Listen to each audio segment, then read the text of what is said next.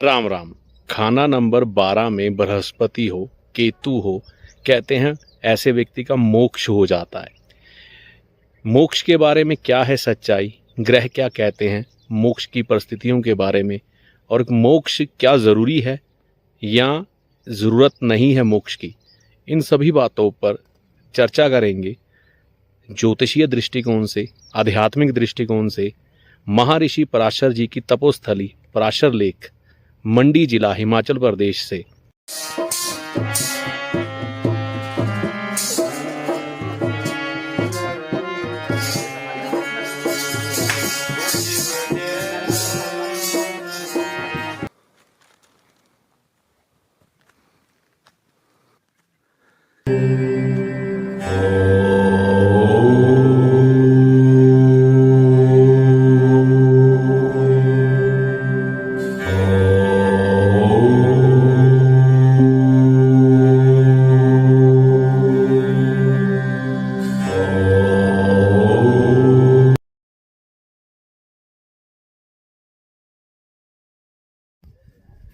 प्रथम गुरु को सिमर के फिर ध्याऊं गणेश, सिमरू माता शारदा कंठ करो प्रवेश। महर्षि पराशर जी की छत्र छाया में बैठे हुए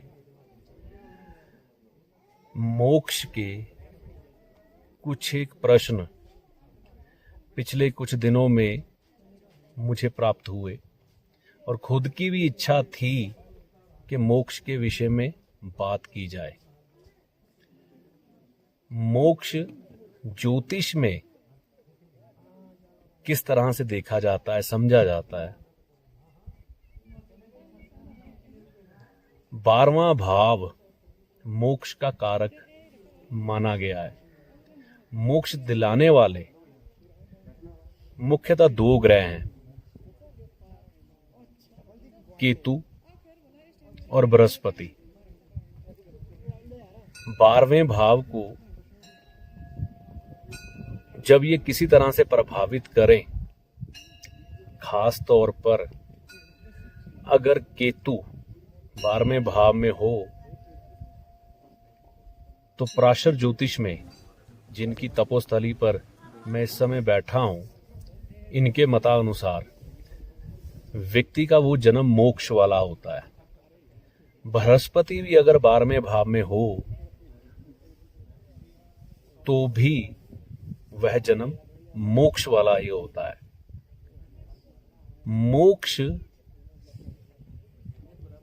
हमें चाहिए क्यों? मोक्ष वाला तो होता है, मोक्ष चाहिए क्यों? और मोक्ष और मुक्ति में क्या अंतर है? मोक्ष के शाब्दिक अर्थ में अगर जाएं, मोक्ष तो किसी भी चीज से मोह का क्षय हो जाना, पूरी तरह से बंधन टूट जाना, इसे हम मोक्ष की परिभाषा में ले सकते हैं कि अब मुझे इस धरती पर जो चीजें मौजूद हैं भौतिक, उनसे किसी प्रकार का मोह नहीं रहा, तो इंसान मोक्ष को प्राप्त कर जाता है। मुक्ति, क्योंकि एक शब्द का प्रयोग किया जाता है मुक्ति, कई बार क्रोध में हम किसी अपने प्रियजन को, मित्र को या किसी को भी कहते हैं, मेरी जान छूट जाए तुमसे, मेरी मुक्ति हो जाए तुमसे। तो मुक्त होना किसी बंधन से, वह मुक्ति की परिभाषा में आ जाता है। देखने और समझने में कई बार बड़ी महीन सी रेखा दिखाई देती है मुक्ति और मोक्ष में, लेकिन मुक्ति कई बार इंसान दुखों में जब उलझ रहा हो किसी चीज को लेकर, उस चीज से चाहता है, लेकिन मोक्ष की जो परिस्थितियां हैं वो कुछ और है। आज के समय में कई बार लोग जब अपनी कामनाओं की पूर्ति नहीं कर पाते, जीवन में जो चाहते हैं वो प्राप्त नहीं कर पाते, तो कहीं ना कहीं मन उचाट हो जाता है। चाहे रिश्ते अच्छे से ना निभा पा रहे हों, चाहे अपने आप को जीवन में अच्छी तरह से स्थापित ना कर पा रहे हों, तो मन में एक वैरागी सा भाव उत्पन्न होता है और मन में ये विचार आते हैं कि दुनिया में रखा क्या है क्या, मैं इस जन्म मरण के बंधन से छूटना चाहता हूँ, मुझे मोक्ष चाहिए। तो ये मोक्ष का भाव आ जाना, ये कहीं ना कहीं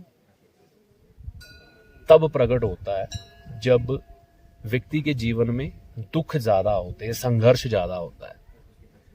पूर्णता सुखी इंसान, जिसे हर सब कुछ, हर चीज, सब कुछ बड़े सहज भाव से मिल रही हो, उसकी कामनाएं पूरी हो रही हो, एक बार मन से सोच के देखिए, क्या वो मोक्ष की इच्छा रखेगा? नहीं रखेगा। मोक्ष कहीं ना कहीं वो व्यक्ति भी तलाशते हैं जो परिस्थितियों से हार जाते हैं, क्योंकि सुख हर समय इंसान की चाह यही होती, मुझे सुख मिले, सुख मिले। तो जब सुख नहीं मिलते, दुख मिलते हैं, तो मोक्ष की तरफ ध्यान आकर्षित होता है, तो ये मोक्ष की परिभाषा में आ जाता है। सुखी इंसान मोक्ष की तरफ नहीं भागता। रिलायंस वाले को अगर हम बोले क्या तुम्हें मोक्ष चाहिए, वो बोलेगा मैं क्या करूंगा मोक्ष का। तो जहां सुख है वहां मोक्ष की जरूरत नहीं पड़ती, दुखों में मोक्ष की जरूरत पड़ती है। और मोक्ष चाहिए क्यों? क्यों चाहिए मोक्ष? अगर हम ईश्वर को समझने की कोशिश करें, भगवान विष्णु जी को कितने अवतार ले चुके हैं, अब आगे भी उनके अवतार आने वाले हैं, कल की भगवान। तो जब भगवान ने अपना मोक्ष नहीं करवाया,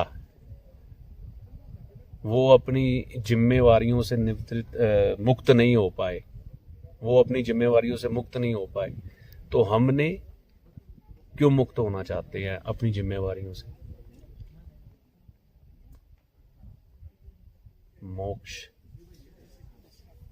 मोक्ष बस यहां पर चलती हुई दुनिया में बस एक विचार को कह सकते हैं कि जब मोह का क्षय हो जाए, जब आप अपने परिवार में रहते हुए ही कामनाओं का त्याग कर देते हैं और सांसारिक बंधनों को जीते हुए किसी चीज से मोह नहीं रखते, तो वो भी तो मोक्ष के समान ही है। और मोक्ष में अगर हम परिस्थितियों को समझें, राहु 12 नंबर भाव के लाल किताब के अनुसार मालिक कहे जाते हैं। बृहस्पति का भी प्रभाव है वहां पे, लेकिन राहु का भी है। और राहु के इस जाल को काटने के लिए केतु सहायक बनते हैं 12वें भाव में मोक्ष के, क्योंकि राहु हमारी कामनाएं हैं। जब हम अपनी कामनाएं ही त्याग देते हैं तो राहु का जाल उसी समय टूट जाता है। इसका ये मतलब नहीं है कि घर बार त्याग के हम किसी पर्वत पे जाके बैठ जाएं, गृहस्थी में रहकर ही कामनाओं का त्याग, तो ये मोक्ष की तरफ आपको अग्रसर करता है। और मोक्ष की अगली परिभाषा ये होती है कि हम मोक्ष को प्राप्त करने के बाद आत्मा से परमात्मा बनने की तरफ अग्रसर होते हैं। और परमात्मा के जो कार्य हैं, जैसे कि ये भूमि हमें सब कुछ प्रदान कर रही है, लेकिन भूमि के सहायक हैं जल, अग्नि यानी कि सूर्य का प्रकाश, वायु, ये सिर्फ संसार को दे रहे हैं, ले कुछ नहीं रहे, कामनाएं कोई नहीं है इनकी। तो ऐसे ही जब हम अपनी कामनाओं का त्याग करके अपने कर्तव्य को अच्छी तरह से निभाते हुए परमात्मा स्वरूप बन जाते हैं, उसके आचरण को अपना लेते हैं, तो मोक्ष तो उसी समय हो जाता है। तो ये जीते जी शरीर के साथ मोक्ष हो जाता है। मरने के बाद मोक्ष किसने देखा है? तो मोह का त्याग करना ही मोक्ष है। और दुखों से भागकर मोक्ष की चाह रखना, ये मोक्ष नहीं है। बिना दुख के मोक्ष मिल ही नहीं सकता। मोक्ष में आप अपने कर्तव्यों से भागने की कोशिश ना करें। अगर कर्तव्यों से भागेंगे तो मोक्ष नहीं होगा।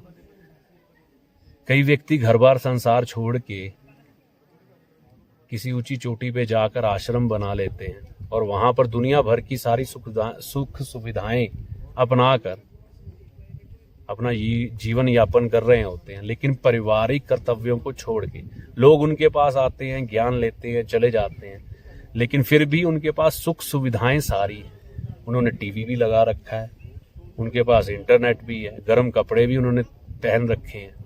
तो कहाँ मोह हुआ? मोह का त्याग कहाँ हुआ? नहीं हुआ। तो मोह तो रहता ही है।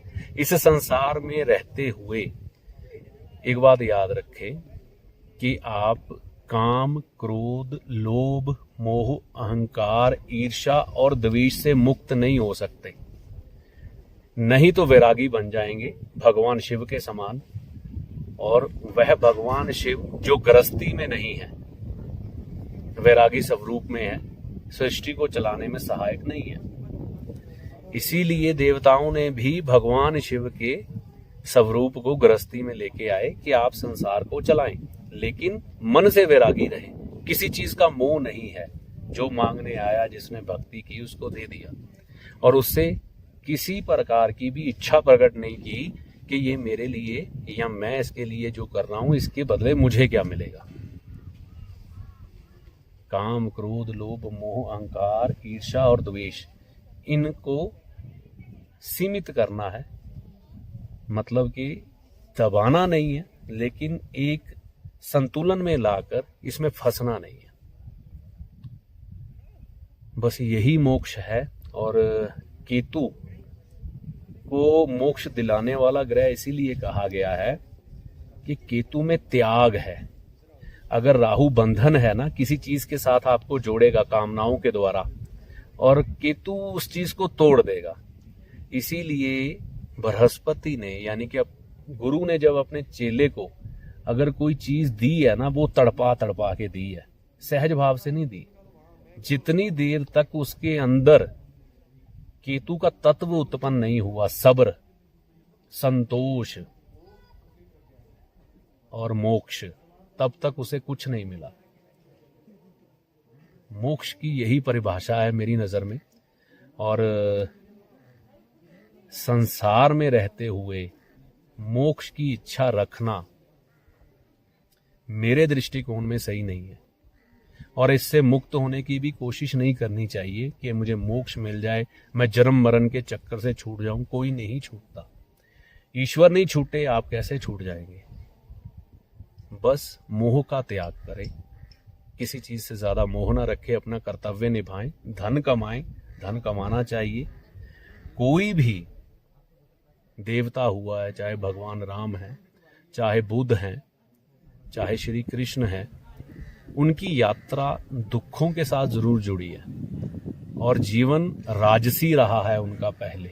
वैसे तो हमारे कर्म 3 प्रकार के होते हैं। सात्विक, जो हम ईश्वरीय कर्म करते हैं जिसमें हमारी फल की इच्छा नहीं होती, जो ईश्वर के कार्य हैं वही कार्य हम करते हैं और किसी तरह का फल नहीं मांगते। राजसी, जो हम स्वयं के लिए, परिवार के लिए करते हैं, सुखों के लिए,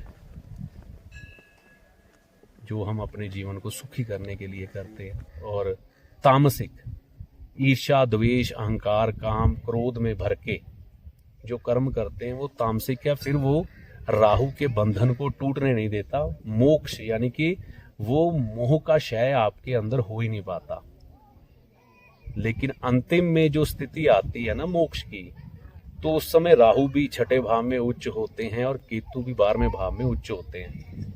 यानी कि कामना भी समाप्ति की तरफ बढ़ जाती है और केतु उस जाल को काट के मुक्त करवा देते हैं। और बृहस्पति इसलिए मोक्ष के कारक हैं कि जिसने संसार ही बना के सारी दुनिया को दे दिया और इस संसार में चुप्पी धारण कर ली, किसी बात पे कोई भी किसी प्रकार की भी प्रतिक्रिया ना देनी। जैसे घर के बुजुर्ग पर अगर अत्याचार हो रहे हो, वो मौन हो जाता है, तो वो भी कहीं ना कहीं अंदर से, अंतर्मन से एक त्याग कर देता है, मोह का क्षय कर देता है अपने बच्चों के साथ।